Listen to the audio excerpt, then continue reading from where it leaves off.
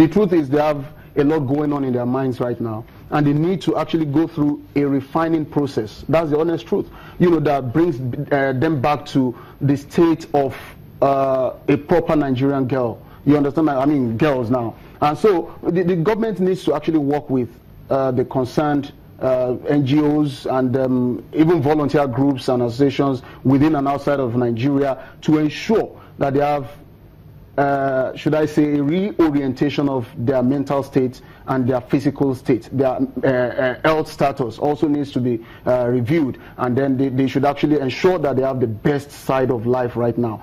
After that process, then you can now begin to talk about enrolling them again into wonderful schools where they would have professionals handle them, because even for the rest of their lives, that's the honest truth, they would have to continue to meet with professionals who can review and review and review their mental state, and that's the honest truth. So I feel the federal government right now should be talking with a lot of wonderful Nigerians and even people outside the shores of our land who are interested in helping the federal government to rebuild the mental and physical state of these girls.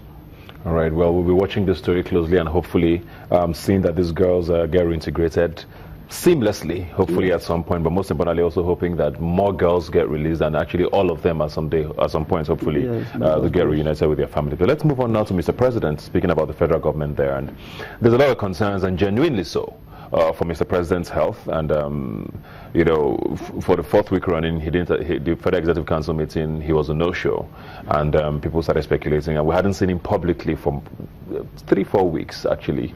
Mr. Vice President had been taking his place in a lot of public functions, and then on Friday he showed up for the Jumat prayers at the mosque. Yes. And people didn't know what to make of that. I mean, it's official duties, he's not seemingly available for the Jumat prayers. He shows up, even though people said, oh, that was even photoshopped, the pictures. Nigerians love conspiracy theories. But how worried should we still be about his health at this stage?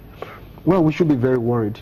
Firstly, because he is the #1 citizen of our land, the president and commander-in-chief, and a lot of national business concern are hanging as a result of his presence or his absence. That's the honest truth, whichever way we actually look at it. Because now some people are claiming that he's present, but that people who needs to see him would actually have to go into the villa to meet with him. But he has not made any public appearance or whatever. That's on the one hand. Then the second twist to it is that some people have the opinion that he's actually not physically present, and that people have not been meeting with him and all that. But for me, I think the thrilling thing is that he was able to come out on Friday and then just to douse the tension in the polity, because before that appearance, the polity was extremely heated up and all that. But one thing that we should take away from that episode, or this whole thing happening in our land, is that he has come out to tell Nigerians that he's not so strong yet and that he needs a lot of rest. And even people around the presidency have been saying that the president is still resting and resting and resting and resting and what have you.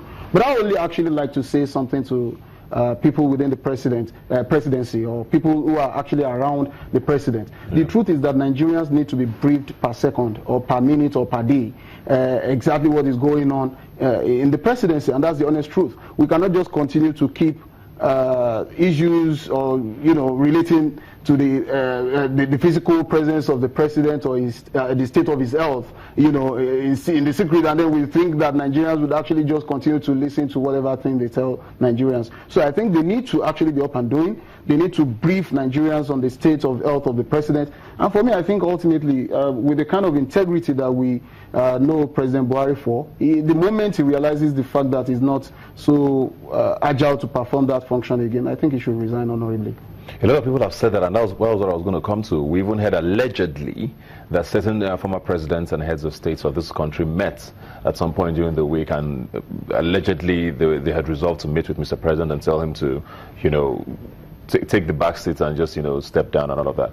Are we jumping the gun here? Because the truth is that people fall sick and come back to work. Yes. Nobody has said that this is terminal. Nobody has said that he cannot come back to work. Yes. Maybe just because it's been an extended period of time. Are we jumping the gun with all of these speculations and saying, oh, we need to move on to the next person.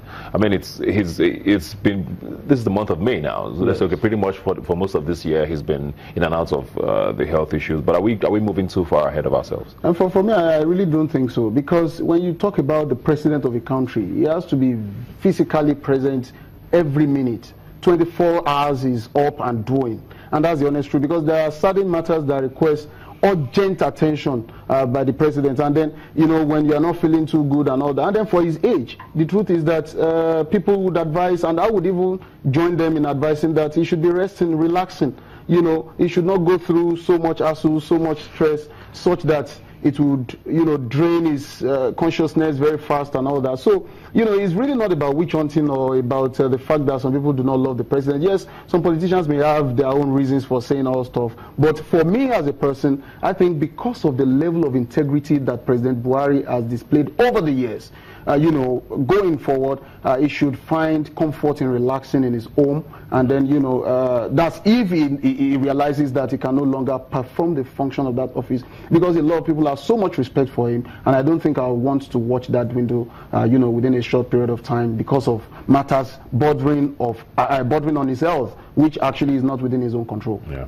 Well, thank you very much. It's very interesting that we're hearing all of this, because, I mean, during the week, I started seeing posters of 2019 flooding the streets of Abuja, saying President Buhari should run again in 2019. So we don't know what's going to happen between now and 2019. It's still 2 years away, but I don't think we're watching like to run. I don't Thank you very much, Wale, for being here, as always. We'll take a quick break now, and we'll come back. We'll have more talk right here on Rubbin Minds. Please stay with us.